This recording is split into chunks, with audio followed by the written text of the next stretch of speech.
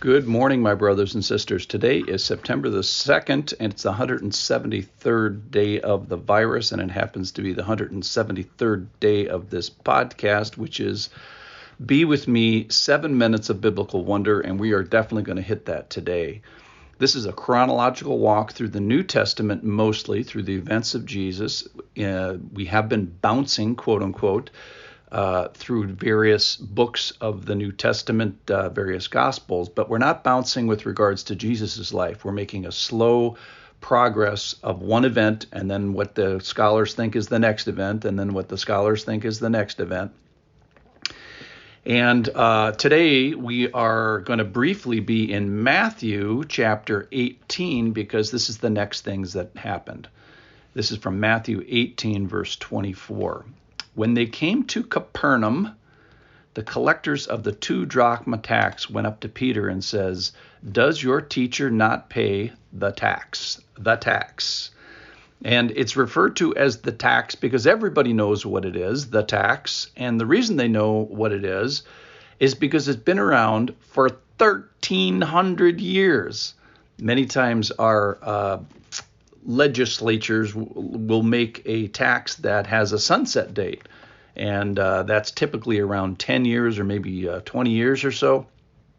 This tax has been around for 1,300 years, and here's just a principle in general, is the Old Testament informs and enriches the New Testament and helps us give interpretation to the New Testament.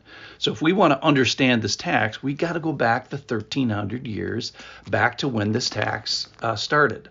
So let's do that. That's in Exodus chapter 30 and verse 11, and it goes all the way back to Moses. So this is about just after 1313 BC. That was theoretically the year of the Passover. So just let me read this. This is, open your eyes and ears. The Lord said to Moses, "When you take a census of the people of Israel, then each shall give a ransom for his life to the Lord when you number them, that there be no plague among you when you number them. Each one who is numbered in the census shall give this, half a shekel according to the shekel of the sanctuary. The shekel is 20 gerahs, half a shekel as an offering to the Lord. Everyone who is numbered in the census from 20 years old and upward shall give the Lord's offering." This is interesting here. "The rich shall not give more, and the poor shall not give less than half a shekel when you give the Lord's offering to make atonement for your lives. Then, verse 16, you shall take the atonement money from the people of Israel and shall give it for service of the tent of meeting, that it may bring the people of Israel to remembrance before the Lord, so as to make an atonement for your lives." So that's when the tax started. So when they refer to it as just generically the tax, everybody knows what it is. Why? Because it was around last year and the year before and the year before, 1,350 years, something like that. So why is this tax giving? Well, it's given as a ransom for their lives. And it's an atonement. It's a covering over tax. Covering over what? I suppose the wrath of the Lord, because he says if you don't give it, there may be a plague. We may release the kraken, so to speak, and the wrath of the Lord because of our sinfulness. So in a sense, it's a temporary tax to pacify the Lord, to cover over our sin. So it's a classic example of the Lord providing a way in the Old Testament, temporary that it may be, to answer the question, what will you do about your sin? And that's, one of the things, big theme of the Old Testament and a huge theme of the New Testament, particularly as Jesus starts to march closer and closer towards the crucifixion. Now, this is interesting. Verse 15 says that this is not a proportional tax. It's not proportional to your income. The rich don't give more, the poor don't give less. Why is that? Because it's proportional to your sinfulness. That's why.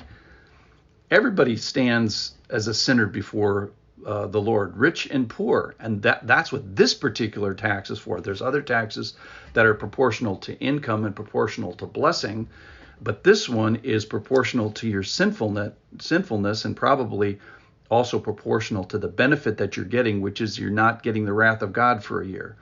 So this is a ransom for your life tax. And how much is that worth? Well, the truth is it's infinite, and no amount of money would suffice to pay this tax. So it's a representative tax that you could literally never pay. So how much would you pay to have a remembrance before the Lord? Well, I pay everything. It's worth infinity. Well, you can't do that, so let's make an amount, and here's the amount. So it's a temporary thing. How long does it last? Well, just a year. You got to come back next year. So you're getting 365 days of whatever insurance coverage before the Lord. And really, I think this just emphasizes, holy cow, we need a Savior. This is ridiculous. We have to do this covering and atoning and ransoming our life year after year after year. And it's really saying before the Lord, oh, this guy's okay. He's okay for a year, but wait until next year. So the fact that they call this a temple tax, I think, is a little bit of a misnomer. I think the deal is it's an atonement tax. It's a sin tax.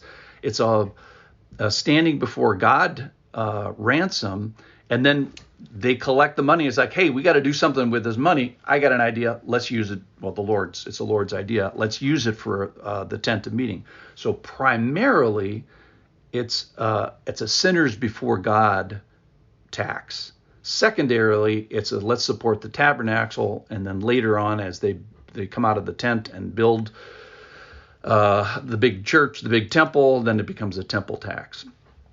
So yes, it does support the temple, but I think only secondarily. The primary purpose is the sinners before God. It's a plague defending tax. So I think this emphasizes just profoundly our need for a Savior. Like, this is ridiculous. You mean to tell me we have to do this year after year? And Jesus says, I can do this once for all time. And for that, we have to go through the crucifixion, and we have to go the infinite purchase power of his blood. But in the meantime, I think this just raises our antennas saying, oh my goodness, what does it cost for a ransom for a life? What does it cost to stand before the Lord for a year? It's infinite. And I think that this Old Testament understanding, when we come back tomorrow, please come back tomorrow, it will inform the passage from the New Testament. So hopefully you have a remembrance before the Lord and atonement before the Lord. Until then, love you all.